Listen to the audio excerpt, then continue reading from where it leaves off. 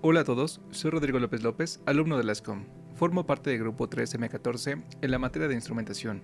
En este video se presentará la práctica número 6 llamada Activación de motor con sensor crepuscular y fotorresistor. Comenzaremos introduciendo algunos conceptos importantes. El primero es la luz. ¿Qué es la luz? Lo que llamamos luz es la parte del espectro electromagnético que puede ser percibido por el ojo humano. Existen, aparte de la luz, diversas formas de radiación electromagnética en el universo, que se propaga por el espacio y transporta energía de un lugar a otro, como la radiación ultravioleta o los rayos X, pero ninguna de ellas podemos percibirlas naturalmente. La luz visible está compuesta por fotones, un tipo de partícula elemental que carece de masa. Los fotones se comportan de manera dual, como ondas y como partículas. Esta dualidad dota la luz de propiedades físicas singulares. Ahora, ¿cómo medimos la luz?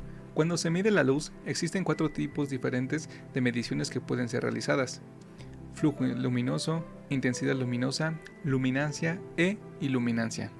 Si bien todos los tipos de mediciones pueden ser útiles, las mediciones de luminancia e iluminancia son las más comunes y a menudo las más prácticas.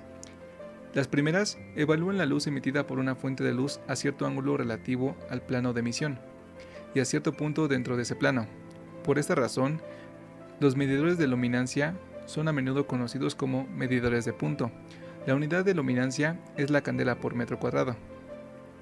Por otro lado, las mediciones de iluminancia determinan la cantidad de luz que cae a una superficie, y su unidad de medida son los luxes. Mientras la diferencia entre mediciones de luminancia e iluminancia pueden ser consideradas como sutiles, es importante conocer la diferencia de decidir el tipo de instrumento que mejor se adapta a su aplicación. Por esta razón, los medidores de luminancia e iluminancia son importantes en diferentes aplicaciones. Por ejemplo, si se quiere medir el brillo de un medidor automotriz, conviene utilizar un medidor de luminancia, dado que la luz del medidor tiene el objetivo de indicar, a diferencia de iluminar la cabina.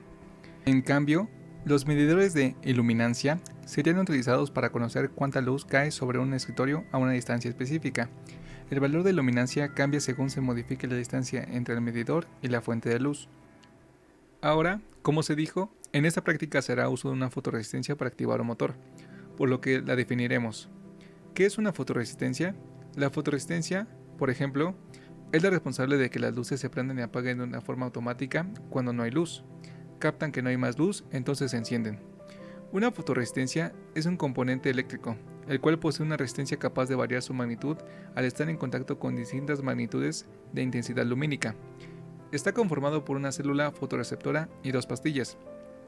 Cuando dicha célula no percibe más cierto nivel de luz, es decir, cuando baja el mínimo de lúmenes predefinidos, entonces hace contacto y se encienden las luces. Entonces, ¿cómo funciona una fotoresistencia? La base del funcionamiento de una fotoresistencia radica en su componente principal, el sulfuro de cadmio. Este componente químico es un semiconductor que tiene la capacidad de variar su resistencia según la cantidad de luz que en él incida. Cuanto mayor e intensa es la luz que incide sobre el sulfuro de cadmio, más baja es la resistencia, es decir, mayor facilidad de los electrones para moverse. Vale saber que la variación de la resistencia cuando hay cambios de luminosidad repentinos no sigue la misma velocidad, sino que tiene retardo. Por mencionar, aquí están algunas características de la fotoresistencia. Por ejemplo, conformadas por un semiconductor de alta resistencia, la resistencia varía entre 1 megaohm cuando hay mucha oscuridad y 100 ohms cuando hay altas intensidades de luz. Tiempo de respuesta es de una décima de segundo cuando varía la intensidad lumínica, y de muy bajo costo y tecnología sencilla. Por lo tanto, se pueden encontrar en cámaras, medidores de luz, etc. Para tener una certeza del comportamiento de nuestro circuito, se realiza una tabla de mediciones de altura, luxómetro, resistencia. Así podríamos graficar una curva de respuesta que nos ayudaría a caracterizar su funcionamiento. Pero para ello mediremos la iluminación de nuestra fuente, foco o lámpara con un luxómetro, que bien puede ser sustituido por un teléfono inteligente con dicha aplicación, que en lo general nos brindan lecturas que, aunque no son de uso profesional, son de valores aceptables como referencia. En este caso, la fuente de luz es una lámpara LED y el fotorresistor se colocó a una distancia de 85 centímetros de la lámpara, como se muestra en la imagen. Y el resultado fue una gráfica como se muestra. El siguiente paso es el circuito. En primer lugar, el sensor, que en este caso es la fotorresistencia, forma parte de un divisor de voltaje junto con una resistencia de 10 kΩ. Dicho divisor está conectado a la entrada positiva de un operacional en configuración de comparador, y en la entrada negativa se colocó un potenciómetro que funcionará como voltaje de referencia. Recordando el funcionamiento del operacional como comparador, este es capaz de comparar dos señales de entrada y variar la salida en función a cuál es el mayor.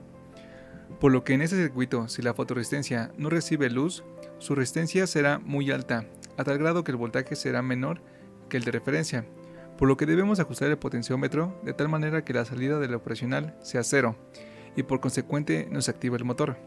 Y en cambio, cuando se le coloque luz a la fotorresistencia, el motor encienda. Después del operacional tenemos una resistencia de 10 kΩ y dos transistores en configuración Darlington. Esto se hace debido a que se utilizan transistores BC547 y estos soportan 300 mA. La principal característica de la conexión Darlington es que el transistor compuesto actúa como una sola unidad con una ganancia de corriente que es el producto de las ganancias de corriente de dos transistores por separado, lo que activa el motor.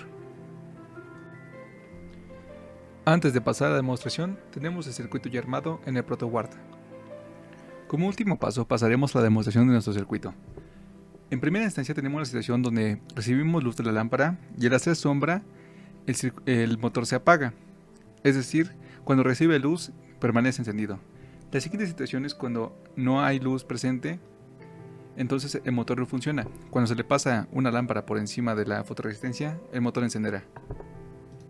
Ahora, en lugar de ocupar una fotorresistencia, ocupamos un termistor NTC, para que cuando este se caliente, el motor encienda.